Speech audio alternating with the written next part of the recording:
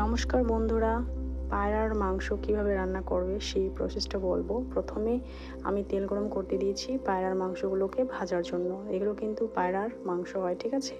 ভাজার জন্য তেল গরম করেছি, ওর মধ্যে দুটো তেজপাতা দিয়ে মাংসগুলি হালকা করে ভেজে নেব, ঠিক আছে।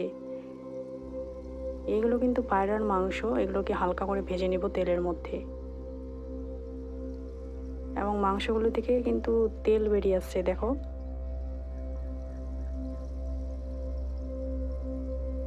হালকা করে ভেজে নেওয়ার পর আমি একটি বাটি বা পাত্রের মধ্যে রেখে দেব। তারপর মাংসগুলি কিভাবে রান্না করব, তেল গরম করতে দিয়েছি। তারপর পেঁয়াজ কুচি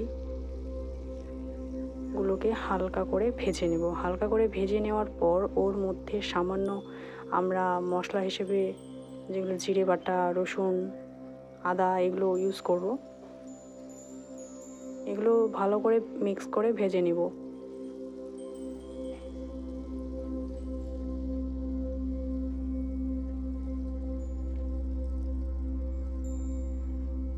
ভাজা হয়ে আসার পর দেখতে হবে যে ওর মধ্যে হলুদ, লবণ দিয়ে ভালো করে মিক্স করে নেব। মিক্স করে নেওয়ার পর যে ভাজা মাংসগুলি রেখেছিলাম পায়রার, সেগুলো দিয়ে দেব এবং মশলাটাকে ভালো করে ভাজবো। তারপর টমেটো সেখানে 2-4টা দিব এবং টমেটোগুলো হালকা করে ভেজে নেব। যখন দেখব যে টমেটোগুলো প্রায় নরম হয়ে আসছে, তখন যে ভাজা মাংসগুলো রেখেছিলাম সেগুলো কিন্তু ঢেলে দেব, ঠিক আছে।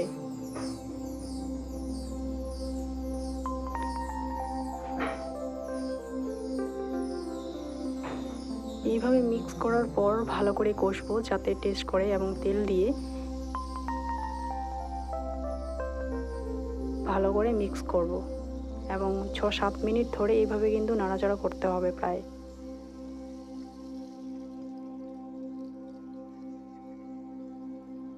যখন দেখবে যে প্রায় মাংসগুলোর মধ্যে যে টমেটোটা দিয়েছিলাম সেগুলো কিন্তু প্রায় নরম হয়ে এসছে এবং সেখানে ভালো করে মিক্স করে নেব।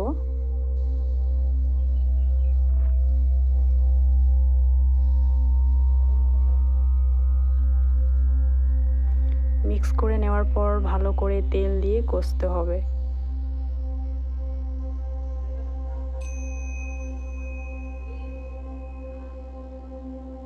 মিক্স করে নিয়ে ভালো করে কষা হয়ে গেলে সাধ্যমতো যতগুলো জলের প্রয়োজন ততটা আমি জল দেব এবং সেইখানে আমি মশলা হিসেবে কাশ্মীরি লঙ্কা ইউজ করব, ঠিক আছে।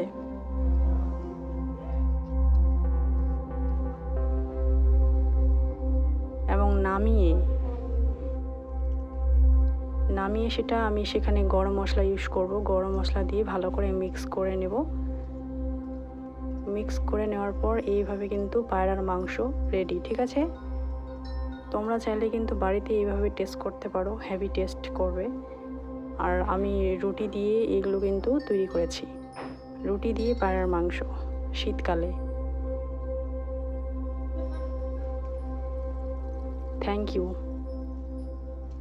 Thank you for watching.